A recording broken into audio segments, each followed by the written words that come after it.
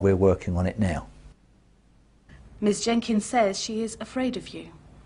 You are obsessive, aggressive and unpredictable, showing no regard for the emotional needs of your child or her mother. Oh, that's not true. No? Times the police were called, Miss Green never had one mark on her and always had me that had the cut, because I would not smack her back. I would not hit her back purely and simply because she was a woman.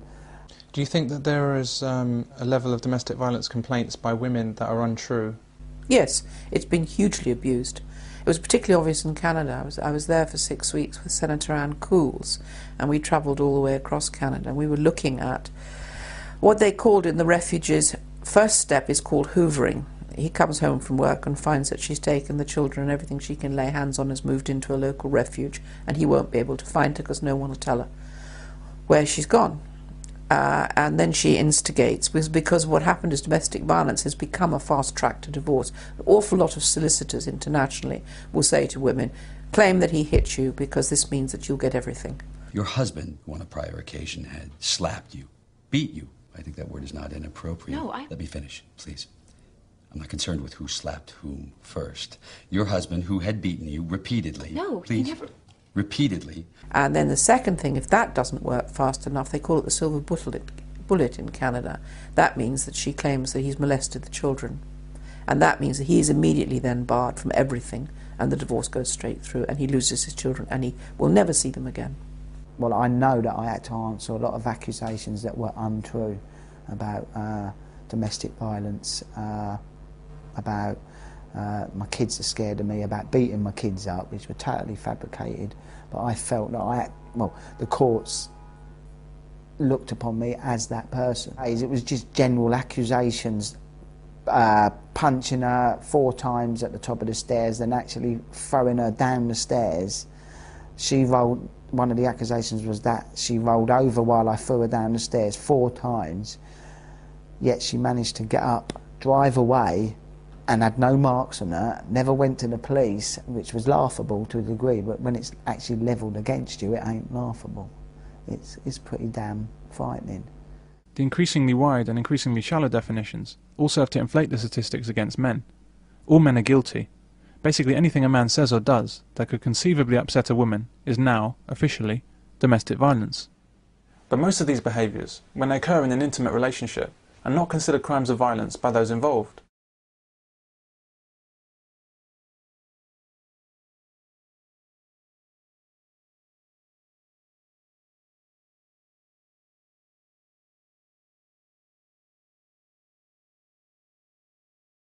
But this is silly. By Harriet Harman's definition, this is a sexual assault. So it kind of makes for an exciting life, I suppose. Well, let's say I'm asleep, and my wife needs some cash, so she takes £10 from my wallet without my knowledge. Well, I suppose that's technically theft. I don't regard it as a crime. I won't be calling the police about it. In the context of the relationship, it's not a crime, when otherwise it obviously would be. I'd like to ask Miss Harman, should I regard this like theft by a stranger in the street? Should the police prosecute my wife for theft, despite my objection that it wasn't a crime? Should they dust my wallet for fingerprints? Should she spend a night in a jail cell? There is such a serious lack of intellectual rigour in the arguments from Harriet Harman, and similar statements by Baroness Scotland, that I wonder at their senior positions at the Home Office. How did these two women achieve these positions with such a demonstrable lack of intelligence? Is this a consequence of women-only shortlists and other affirmative action for female politicians? And in order to allow progress on women's representation in the House to continue, we'll extend the permission for all women shortlists for parliamentary selection until 2030. I'm also concerned about women-only lists for Parliament, because effectively, if you get a woman that comes from a female-only list in Parliament, you're going to get substandard people. Domestic violence was very low priority for the police, and these are some of the reasons why. One of our top police officers in the country in the 80s was saying stray dogs and domestic violence are rubbish work for police officers. That policeman is absolutely right in what he said. Domestic violence should not be a police matter. But his personal opinion is at odds with the ambitions of the police force as a whole. It is in the police's interest to open up private intimate relationships as a criminal arena. The police want this new area of crime for the same reason that a business wants to open up a new market. It leads to a lot more money. They want to get past the front door, There used to be a social barrier to their power and influence, and invade our private lives. We can't just go barging into people's apartments. Sadly, with the police, not the dating police.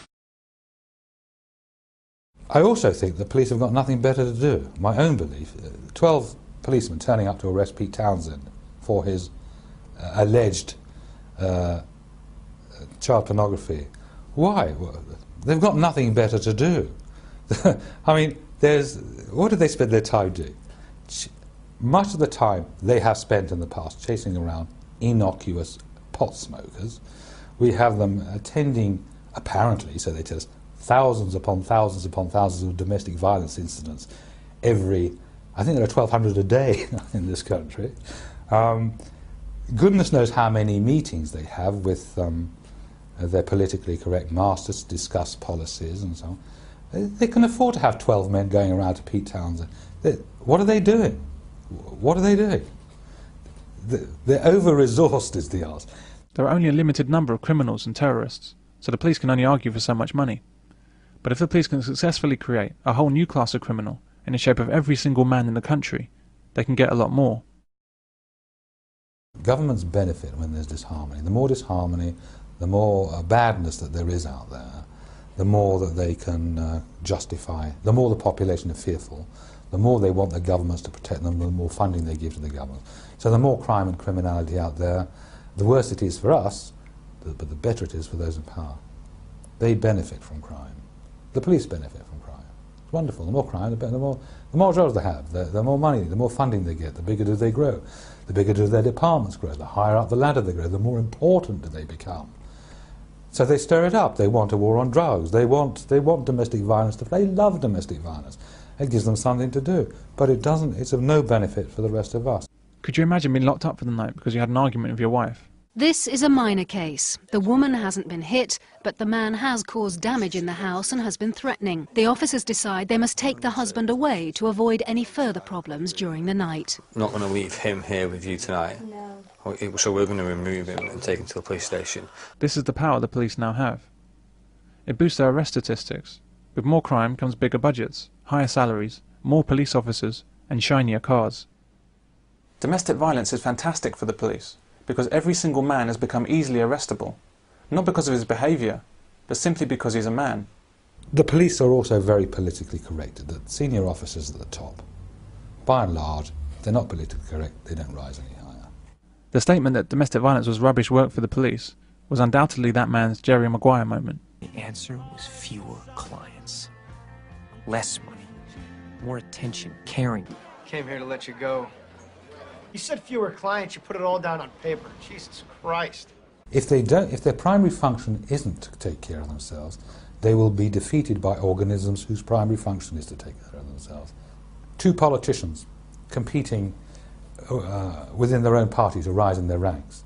The politician who serves the organism, his party, the most, is the one who's going to rise higher. And this is why the people who get to the top in political parties are always the ones who benefit the organism of their party the most, rather than the ones that benefit the people the most. And I think that we should always be aware of this. If you imagine two political parties, one which is always honest, where the politicians always tell you the truth, they explain the mishaps, they express their doubts, that political party has no hope. Not in comparison to a political party that lies, cheats, swindles, serves itself, keeps everything under the carpet. That party will beat the honest party by a mile, which is why honest politicians, they never rise very high. Honesty doesn't get you anywhere in politics. Serving the organism of which you are a part gets you somewhere. We have created systems whereby those who are honest have no hope of rising high within them. And I think that's important for us to all be aware of.